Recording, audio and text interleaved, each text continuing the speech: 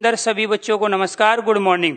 आज ये हमारी पहली क्लास है, डेमो हमारी हो चुकी है और डेमो के अंदर आपको बताया गया प्यारे बच्चों कि हमारा जो सिलेबस है हिंदी स्पेशल 010 जो बैच है हमारा, उसके अंदर हम तमाम जितने भी हमारे एग्जाम होने हैं 2020 और 21 के अंदर, उन तमाम एग्जामों को हम टारगेट कर रहे हैं।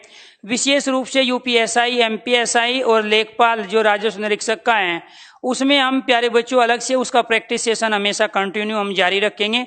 तो जो भी बच्चे इसमें यूपीएसआई या यूपी कांस्टेबल या एमपीएसआई या राजस्व निरीक्षक या लेखपाल से संबंधित जो भी अपनी तैयारी करने चाहते हैं, क्योंकि हिंदी का एक बहुत बड़ा रोल होता है इन सभी एग्जामों में, तो बेफिक्र होकर बिना किसी टेंशन से चिंता मुक्त होकर आप इस सिलेबस को अच्छी तरह से कंप्लीट करके सिलेक्शन ले सकते हो।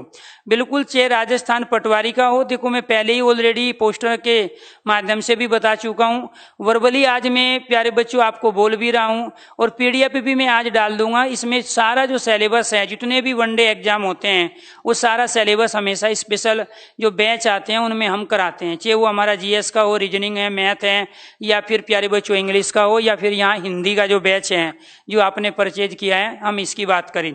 स्पेशल का मतलब यही होता है कि तत्काल हाल फिलहाल में होने वाले तमाम एग्जाम या आने वाले समय में जो भी एग्जाम होते हैं उनमें हम इसमें प्यारे बच्चों सारे सिलेबस को कंप्लीट करते हैं। बिल्कुल DSSB का जो जूनियर असिस्टेंट का है राज, उसका भी प्यारे बच्चों सिलेबस इसमें कवर होगा।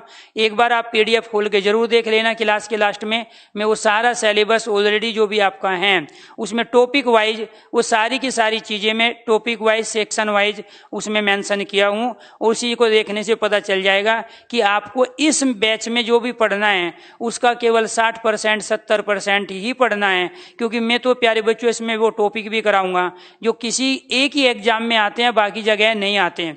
जैसे काव्य शास्त्र है, ठीक है, जैसे भाव पलवन है, संक्षेपण है, पत्र लेखन है, तो वो प्यारे बच्चों आपके यहाँ पे नहीं आता है। तो इसके आपको ये ध्यान रखना है, टीचिंग से जुड़े हुए तमाम जो बच्चे हैं, ठीक है, चाहे वो पीआरटी, टीजीटी, पीजीटी की तैयारी कर रहे हैं, DSSB, KVS, NVS, common paper में जो हिंदी आती है 20 नंबर, 10 नंबर, 30 नंबर की, उसका भी सिलेबस हम इसी के अंदर कवर करेंगे।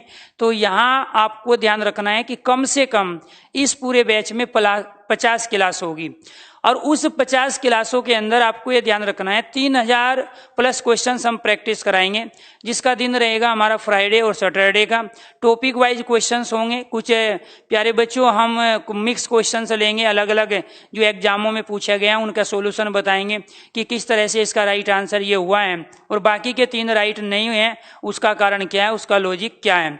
तो प्रीवियस जो भी पेपर होते हैं वो भी सारे क्वेश्चन इसमें होंगे, चाहे वो DSSB है, केवीएस, एनवीएस है, चाहे वो टेट का एग्जाम है या सुपर टेट है, चाहे वो प्यारे बच्चों यूपीएसआई, यूपी कांस्टेबल है या राजस्व निरीक्षक लेखपाल है, या एनीथिंग राजस्थान का कोई भी एग्जाम है, आरपीएससी का एग्जाम है, आरएस का एग्जाम है, या प्यारे बच्चों को लोकल जो बॉडी होती है एग्जाम जो कंडक्ट कराती है उसमें जो भी हिंदी का सिलेबस दिया है सारा कवर यहाँ पे होगा।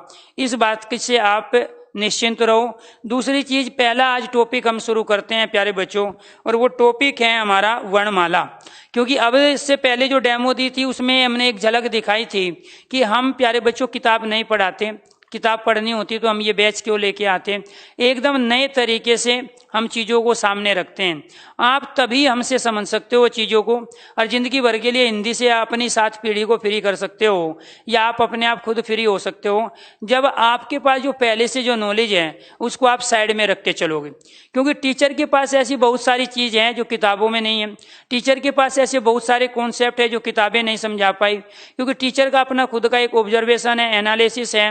प्यारे बच्चों, उस अनुभव का फायदा टीचर के आप उठा सकते हो वो तब जब आप पहले थोड़ा सा पेशेंस रख के तमाम उन कंडीशनों को, तमाम उन लॉजिक को सही तरीके से समझोगे और बाद में क्वेश्चन पे आप उनको अप्लाई करके राइट आंसर निकालने की कोशिश करोगे।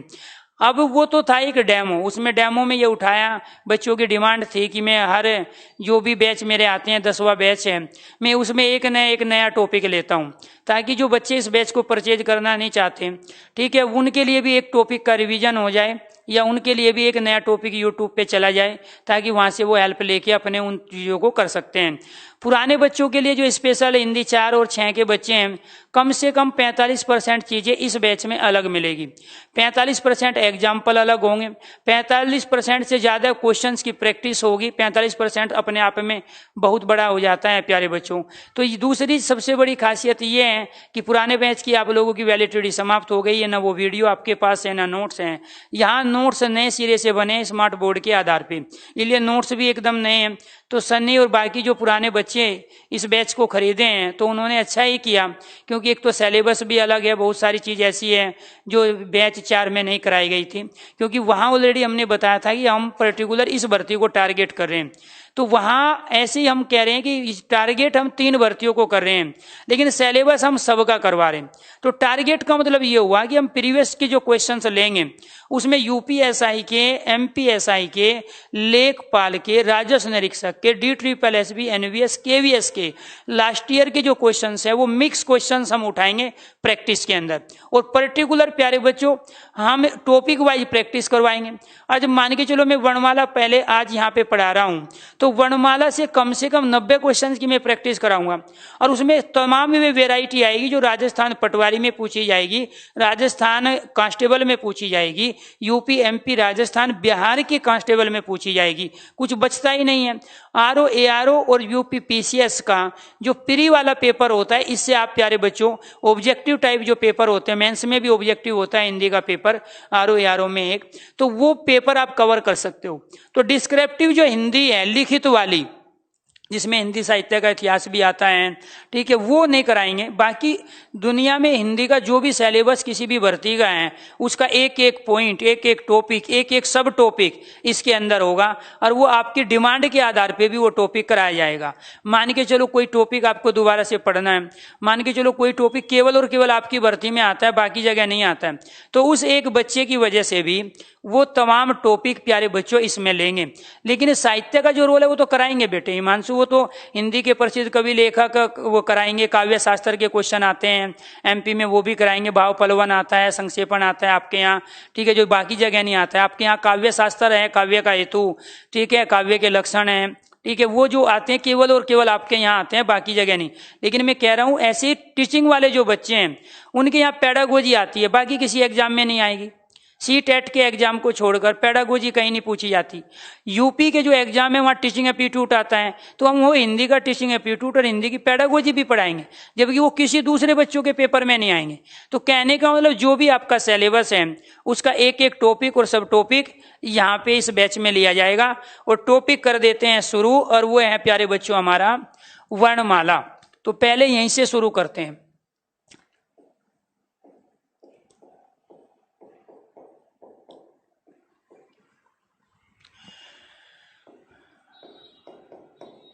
वर्णों के व्यवस्थित रूप को वर्णमाला कहते हैं। एक तो प्यारे बच्चों ये डेफिनेशन हुई।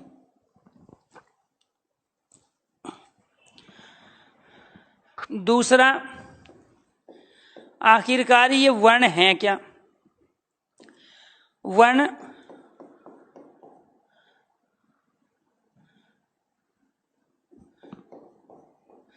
जिसके खंड अर्थात टुकड़े ना हो सके, वो क्या कहलाता है? वर्ण।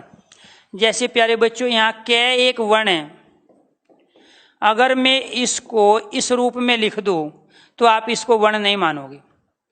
यानी कि यहाँ पे अगर ये ए एक वर्ण है और इसको प्यारे बच्चों में इस रूप में लिख दूं तो आप इसको वर्ण नहीं मानोगे, क्योंकि इसके प्यारे बच्चों 5 टुकड़े हो गए। एक टुकड़ा तो यहाँ से लेके यहाँ तक है, दूसरा टुकड़ा यहाँ से लेके यहाँ तक, तीसरा टुकड़ा ये, चौथा टुकड़ा ये, पांचवा ये।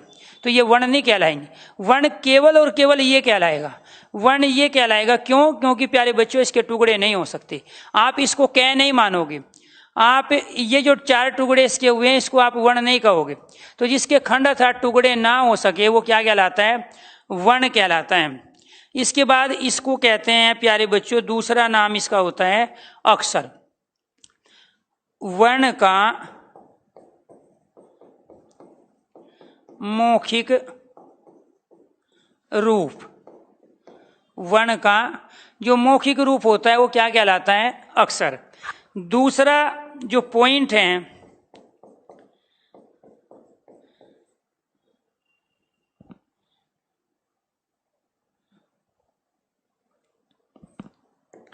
जिसे नष्ट ना किया जा सके, वो भी क्या कहलाता है? अक्षर। आपको ये ध्यान रखना है, देखो ये जो अक्षर शब्द हैं ये ऐसे बना है, इसमें एक तो प्यारे बच्चों ये यहां से लेके यहां तक ये क्षर है और ये है। तो यहाँ क्षर का मतलब होता है कि जो नष्ट हो, जैसे मर्दाक्षण, मर्दाक्षण मतलब जो नष्ट हो जाए। तो यहाँ ए आगे लगा दिए जो नष्ट ना हो। तो कोई भी चीज प्यारे बच्चों नष्ट कौन सी नहीं होती? जो कभी पैदा नहीं होती। तो ये जो वर्णमाला में जो हम प्रयोग करते हैं 52 वर्णों का, ये आज तक कोई नहीं बता पाया कि वास्तव में ये आए कहाँ से, इनका जन्म कहाँ से हुआ, किसके द्वारा हुआ। और जो वस्तु कभी जन्म नहीं लेती, जो पैदा नहीं होती, तो वो कभी नष्ट भी नहीं होती। जैसे सूरज और चांद को किसी ने नहीं बनाया, ये अपने से पैदा हुए हैं। इसलिए सूरज और चांद प्रलय आ जाए, भूकंप आए, आंधी आए, तूफान आए, आज से 1000 साल पहले भी थे, अभी भी हैं, 1000 साल बाद भी रहेंगे। क्योंकि जो चीज कभी पैदा ही नहीं हुई वो नष्ट भी नहीं होगी, और जिसको बनाया जाता है, जिसको पैदा किया जाता है, वो नष्ट जरूर होगी। तो इसको अक्सर इसलिए कहा गया, एक तो मौखिक रूप, जब हम वर्बली बोलते हैं ए आ ई कै खे गे गे, तो ये अक्षर कहलाएंगे, वर्ण नहीं कहलाएंगे। लेकिन कि लिखित रूप को हम वर्ण कहते हैं, और मौखिक रूप को जो वर्बली हम बोलते हैं उसको हम अक्षर कहते हैं। तो वर्ण का जो मौखिक रूप है, वर्बली जब हम बोलते हैं, उसका उच्चारण करते हैं, तो वो क्या कहलाता है? अक्षर कहलाता है। एक और इसका तीसरा नाम होता है, और वो तीसरा नाम होता है प्यारे बच्चों इसका ध्वनि। प्रत्येक वर्ण की अपनी एक आवाज यानी कि साउंड होती है, आवाज होती है। जब भी हम किसी वर्ण का उच्चारण करेंगे तो उस वर्ण का उच्चारण करने के दौरान कोई ना कोई साउंड आएगी। जैसे हम इसमें उच्चारण कर रहे हैं प्यारे बच्चों, यहाँ के, इसका उच्चारण कर रहे हैं यहाँ में, और इसका उच्चारण कर रहे हैं हम ले। इसकी साउंड अलग है, इसकी साउंड अलग है, इसकी साउंड अलग है।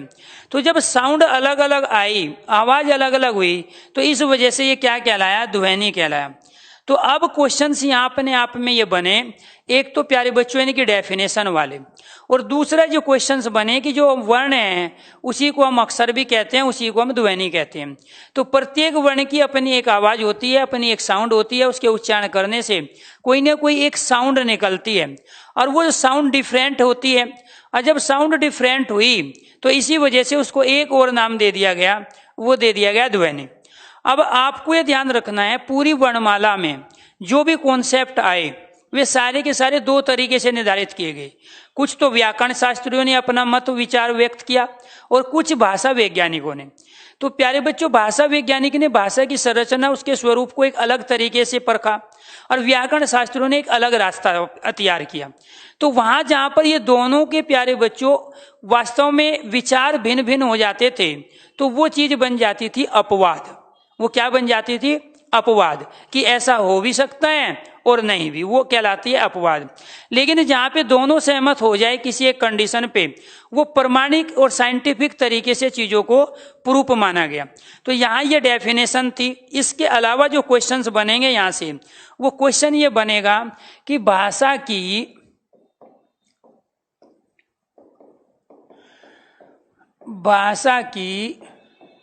सबसे छोटी इकाई या लघुत्तम इकाई, सबसे छोटी इकाई या लघुत्तम इकाई बताइए क्या होगी। और आपके पास ऑप्शन क्या है? आपके पास एक ऑप्शन है वर्ण, दूसरा ऑप्शन है आपके पास है ध्वनि, और यही लॉजिक है जिसको आपको समझना है। दूसरा ध्वनि। तीसरा आपको ये ध्यान रखना है प्यारे बच्चों, अक्षर। और चौथा ऑप्शन है आपके पास सभी। ये ट्रेंड चेंज हुआ है। पहले यही क्वेश्चन पूछा जाता था तो ऑप्शन आपके क्या होते थे? जब पहले क्वेश्चन पूछा जाता था, एक शब्द होता था, दूसरा पद होता था, तीसरा वर्ण होता था और चौथा इसमें वाक्य होता था। तो ये पहले जमाने का क्वेश्चन हुआ जो किताबों में दिया हुआ है। क्लियर? तो क्वेश्चन वही है कि भाषा की सबसे छोटी इकाई या लघुत्तम इकाई बताइए कौन सी है। तो आप इसका आंसर फटदे से दोगे, सर इसका आंसर ना 3 है, भाषा की सबसे छोटी इकाई वर्ण है। लेकिन आज जो आपको 4200-4600 पे ग्रेड पे भर्ती होना है और जो कॉम्पिटिटिव एग्जाम का ट्रेंड ही चेंज हो गया, क्वेश्चंस की वैरायटी, तो क्वेश्चंस तो वही है लेकिन उसके ऑप्शन क्या हो गए अलग। अब आपके जो आपने आंसर दिए, कोशिश करो, गलती करो बेटे। सीखने सिखाने का काम तो हमने आज स्टार्ट किया है और जो 1.5 महीने तक चलेगा। तो यहाँ आपको ये ध्यान रखना है, सारी चीजें लॉजिकल आएगी, सीक्वेंस में आएगी, बस पेशेंस रख के पढ़ना है। तो आप जितनी भी गलती कर सकते हो लाइव क्लास में करो, क्योंकि मैं ये चाहता हूं कि जो गलती आप यहाँ कर दोगे वो कभी भी आप पेपर में नहीं करोगे। अगर यहाँ आपने गलती नहीं की तो उसकी गुंजाइश रहती है कि वो गलती आप पेपर में जरूर करोगे, क्योंकि हमारे ब्रेन में जो चीज एक बार सेव हो चुकी है, जब तक उसका सीक्वेंस नहीं जानेंगे, लॉजिक नहीं जानेंगे, तब तक वो डिलीट नहीं होगी और तब तक वो व्यवस्थित भी नहीं होगी। इसीलिए आपको ये ध्यान रखना है, यहाँ इसका राइट आंसर है सेकंड 2, जबकि आप में से 99% बच्चे बता रहे हैं 4, सभी बता रहे हैं। राइट आंसर क्या है? ध्वनि है। तो भाषा की जो सबसे छोटी इकाई है वो ध्वनि। ऐसा क्यों हुआ? देखो बेटे, यहाँ पे एक कै एक वर्ण है और इस कै में 2 साउंड है, एक आधे कै की है और एक ऐ की। इस आधे कै को हम ऐसे भी लिख सकते हैं। अब एक बात बताओ, जब इसमें साउंड 2 हुई तो स्वाभाविक बात है भाषा की सबसे छोटी इकाई क्या कहलाएगी? ध्वनि कहलाएगी।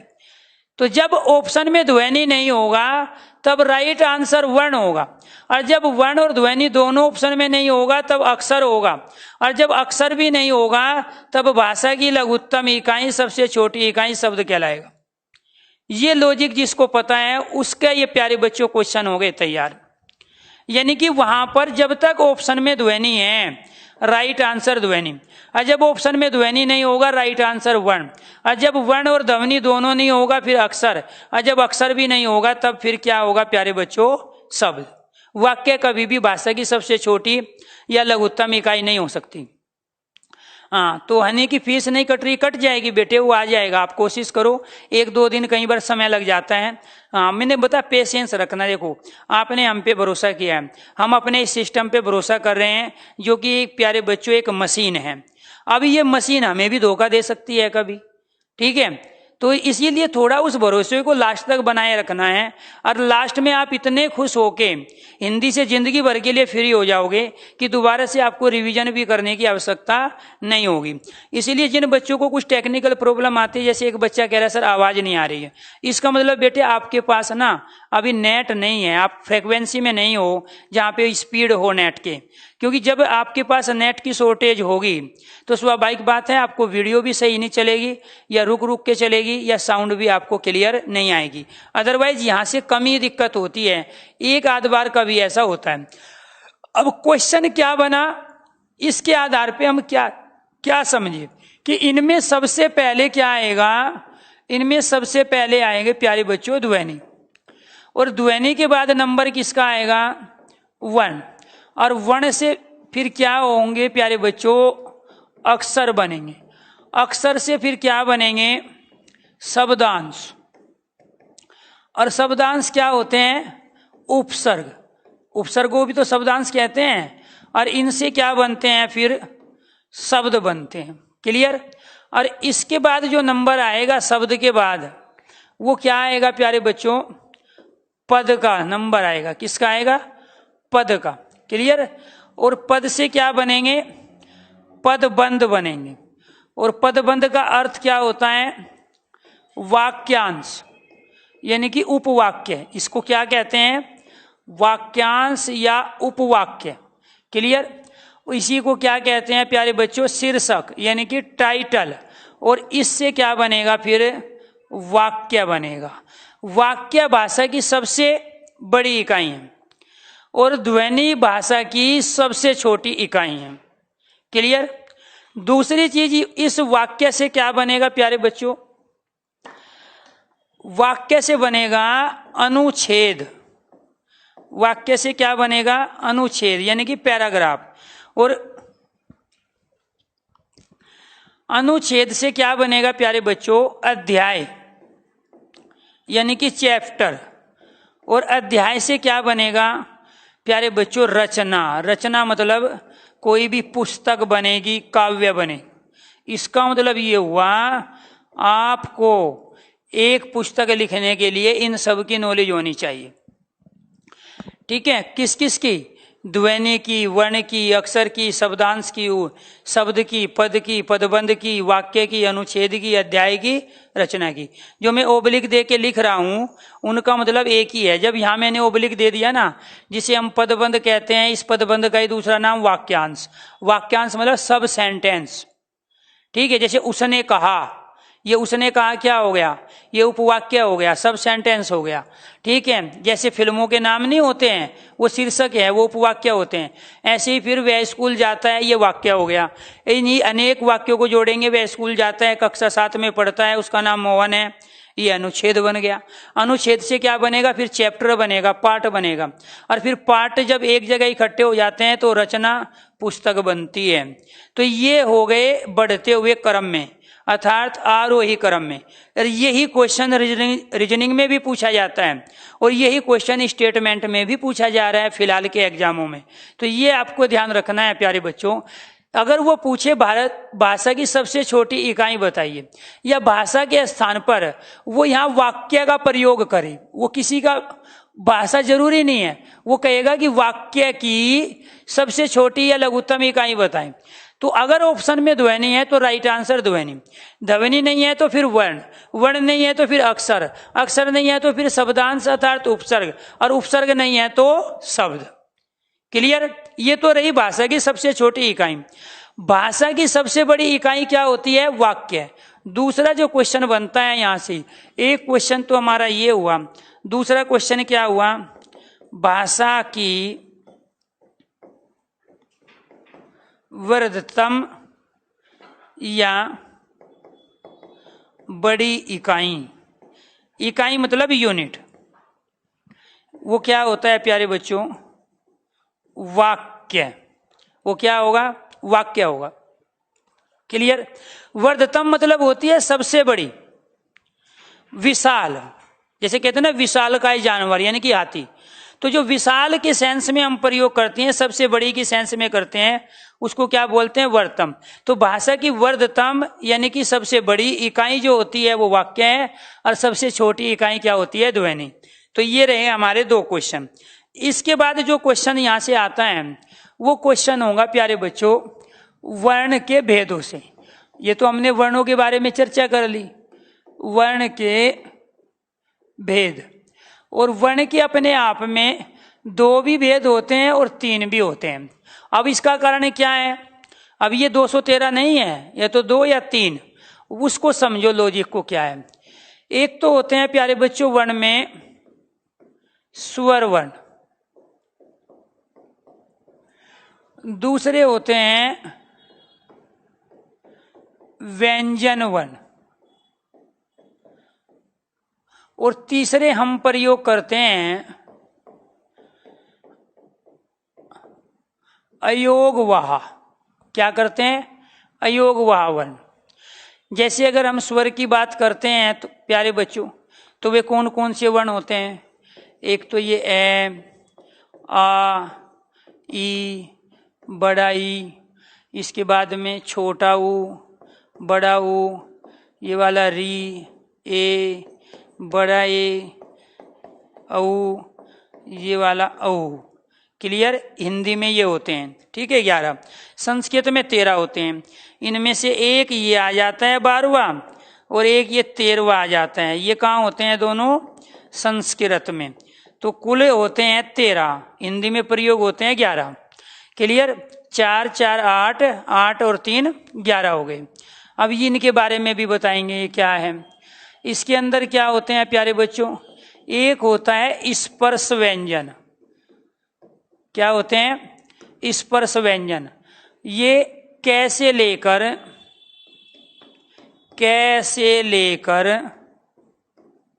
मैं तक 25 वर्ण होते हैं। ये कितने वर्ण होते हैं? 25। क्लियर? दूसरे होते हैं इनमें प्यारे बच्चों अंतस्थ व्यंजन। कौन से होंगे? अंतस्थ व्यंजन। ये 4 वर्ण होते हैं, यानी कि हम व्यंजन पढ़ रहे हैं, इसमें ये, रे, ले और वे।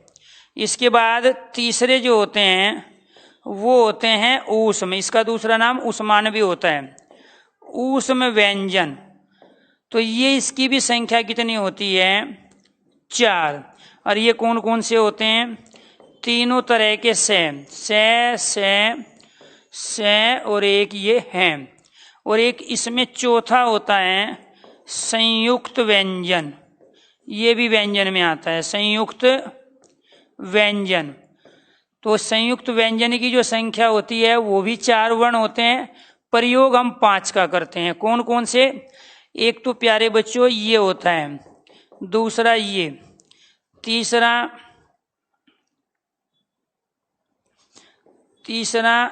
ये, चौथा ये, और 5वां लिख देते हैं यहाँ सर्कल में अभी। ठीक है, प्रयोग हम 5 का करते हैं, लेकिन काउंट हम 4 को करते हैं, क्योंकि उसको इस रूप में लिख लेते हैं, आधा दे और ये के रूप में। क्लियर? प्रयोग हम कर रहे हैं अलग अलग, इसलिए वो काउंट नहीं करते, उसका भी लॉजिक बताएंगे। और एक 5वां और होता है, वो लिख देते हैं यहाँ पे, और उसको कहते हैं हम उत्क्षेपित व्यंजन। और ये होते हैं 2। ये कितने होते हैं? 2। एक तो होता है ये और दूसरा होता है ये। क्लियर? ये 2 और जो व्यंजन हैं, ये क्या मूल जो व्यंजन के भेद होते हैं ना, वो होते हैं 3, स्पर्श, अंतस्थ और ऊष्म। और कुल जो भेद होते हैं वो होते हैं 5। संयुक्त भी होता है, उत्क्षेपित भी आते हैं। सबके बारे में चर्चा करेंगे, बस आप इसको एक बार देखो। अयोग व अपने आप में जो प्यारे बच्चों वर्ण होते हैं, जब हम इसका प्रयोग करते हैं तो एक तो होता है ये और एक होता है प्यारे बच्चों ये। तो वर्णों के रूप में तो हम प्रयोग 2 में कर रहे हैं, अंके अंगूर और आना खाली। इसका मतलब इसमें एक तो प्यारे बच्चों हम अनुस्वार का प्रयोग करते हैं। किसका प्रयोग करते हैं? अनुस्वार। ठीक है, जैसे अनुस्वार ये वाला जो ऊपर लगा हुआ है, इसी को अनुस्वार बोलते हैं। दूसरा हम किसका प्रयोग करते हैं इसमें? विसर्ग का। ये यहाँ जो लगा हुआ है ये विसर्ग वाला कहलाता है। एक और भी होता है प्यारे बच्चों, वो क्या होता है? हलंत। ठीक है, जैसे हमने पाठ्य शब्द ले लिया, यहाँ हमने क्या किया भाई, हमें आधा दय लिखना है तो हलंत लगाना पड़ेगा। हम बिना हलंत लगाए लिख ही नहीं सकते दय को। ऐसे प्यारे बच्चों ठे हमें लिखना है, हलंत लगाना पड़ेगा। डे लिखना है, हलंत लगाना पड़ेगा। तो ऐसे बहुत सारे शब्द हैं, डे लिखना है तो हलंत लगाना पड़ेगा। तो ये भी अयोग वा में ही माना जाता है। भाषा वैज्ञानिक व्याकरण शास्त्रियों के अलग अलग मत हैं। एक इसी में ही हम चौथा प्रयोग करते हैं, और वो है अर्धचंद बिंदु। क्या है? अर्धचंद बिंदु को भी कुछ व्याकरण शास्त्री अयोग वाह में ही मानते हैं। अर्धचंद बिंदु क्या होता है? ये वाला कहाँ पे प्रयोग होता है? जैसे आंख, जैसे दांत, मुंह, गांव, चांद, इन सब पे क्या प्रयोग होता है? अर्धचंद बिंदु। कुछ तो कहते हैं कि ये विराम चिन्ह है, ये अनुस्वार भी, विसर्ग भी, हलंत भी और अर्धचंद बिंदु। भाषा वैज्ञानिक कहते हैं कि ये तो विराम चिन्ह है, इनका प्रयोग तो हम विराम चिन्हों में करते हैं। लेकिन व्याकरण शास्त्री कहते हैं नहीं, ये अपने आप में अयोग वहा है। अयोग वहा का प्रयोग प्यारे बच्चों हम वर्ण के साथ ही करते हैं। ये चिन्ह होते हैं, मानते हैं, बात ठीक है, लेकिन मान के चलो मैंने यहाँ ये चिन्ह लगा दिया, तो इस चिन्ह का इसका मतलब क्या है? या मैंने यहाँ ये चिन्ह लगाया, या मैंने यहाँ ये चिन्ह लगाया, या ये चिन्ह लगाया, तो बिना वर्ण के तो आप प्रयोग कर ही नहीं सकते इनको। तो आपको ये ध्यान रखना है, हाँ, अब 699 हो गई है फीस, यानी हाँ वो 2 घंटे के लिए थी। 599 फीस 23 तारीख को 7 से 9 के बीच में थी। ठीक है, क्योंकि वहां हम डिस्काउंट देते हैं अपने पुराने बच्चों को, क्योंकि पुराने बच्चों के पास नए बच्चों से पहले मैसेज पहुंच जाता है कि कब कौन सा बैच आ रहा है।